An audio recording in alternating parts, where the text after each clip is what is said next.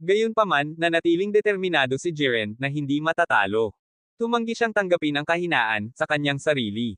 Kaya't sinira ni Jiren ang kanyang mga limitasyon. Nagpakawala ng madaming enerhiya na lumamon sa arena sa apoy. At sa gayon, pareho silang nagpatuloy sa kanilang matinding labanan. Sa pagkakataong ito, nabawi ni Jiren ang pang-ibabaw. Pinilit si Goku sa isang defensive na posisyon. Nang tila nanalo si Jiren sa labanan laban sa kanya. Ngunit, agad din bumalik si Goku. Hindi maintindihan ni Jiren kung bakit. Hindi sumusuko si Goku. Laging siyang tumatayo kahit gaano pa siya nataman. Sa pagkakataong ito, mas malakas pa si Goku kaysa sa dati.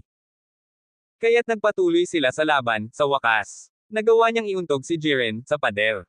Ngunit si Jiren ay nanatiling matatag sa kanyang paniniwala na ang lakas ay ganap. Hindi nagtitiwala sa band o pagkakaibigan, ikinagalit ito ni Goku